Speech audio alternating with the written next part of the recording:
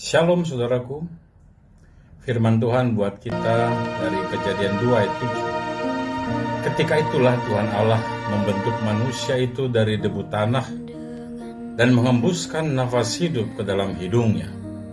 Demikianlah manusia itu menjadi makhluk yang hidup dengan tema puasa. Puasa. Mari kita belajar bersama saudara-saudara. Yang pertama, siapakah manusia itu? Dia dibentuk dari debu tanah, sama seperti hewan lainnya. Dalam Kejadian 2:19, lalu Tuhan Allah membentuk dari tanah segala binatang hutan dan segala burung di udara. Jelas ya? Yang kedua, bagaimanakah tanah itu menjadi hidup? Yaitu manakala nafas hidup diberikan kepada hidungnya. Yang ketiga, manusia tidak berkuasa atas dirinya, karena itu adalah milik Allah, nafas Allah. Ketika manusia itu jatuh dalam dosa, maka manusia akan kembali kepada debu tanah. Simpel sekali. Manusia kembali kepada debu tanah karena engkau debu, dan engkau akan kembali menjadi debu.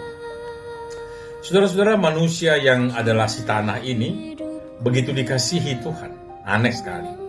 Kok sebegitu besar kasihnya kepada makhluk yang satu ini? Dari Kejadian 1:27 kita lihat, maka Allah menciptakan manusia itu menurut gambarnya, menurut gambar Allah diciptakannya dia. Laki-laki dan perempuan diciptakannya mereka. Dalam Mazmur 8 ayat 6 dan 7, apakah manusia sehingga engkau mengingatnya? Apakah anak manusia sehingga engkau mengindahkannya? Namun engkau telah membuatnya hampir sama seperti Allah, dan telah memahkotainya dengan kemuliaan dan hormat luar biasa, saudaraku. Bahwa Allah sangat mencintai manusia itu. Kenapa? Sebab manusia itu adalah miliknya sendiri. Saudara-saudara, apa yang kita peringati dalam ibadah masa Prapaskah adalah peringatan akan cinta kasih Tuhan terhadap si manusia tanah ini. Manusia yang dikasihi Tuhan lewat penebusan, lewat darah anaknya sendiri, melalui ibadah pribadi kita, kurun waktu 40 hari ini dalam puasa kita. Saudara-saudara, puasa ditentukan oleh motivasi kita terhadap Tuhan. Yesus menegur cara puasa dengan motivasi yang salah. Dalam Matius 6 ayat 16-18, dan apabila engkau berpuasa, janganlah muram mukamu seperti orang munafik. Mereka mengubah air mukanya supaya orang melihat bahwa mereka sedang berpuasa. Aku berkata kepadamu, sesungguhnya mereka sudah mendapat upahnya. Tetapi apabila engkau berpuasa, minyakilah kepalamu dan cucilah mukamu, supaya jangan dilihat oleh orang bahwa engkau sedang berpuasa, melainkan hanya oleh Bapamu yang ada di tempat tersembunyi. Maka Bapamu yang melihat yang tersembunyi akan membalasnya kepadamu. Haleluya, haleluya. Puasa bukan ditentukan oleh tidak makan atau tidak minum semata.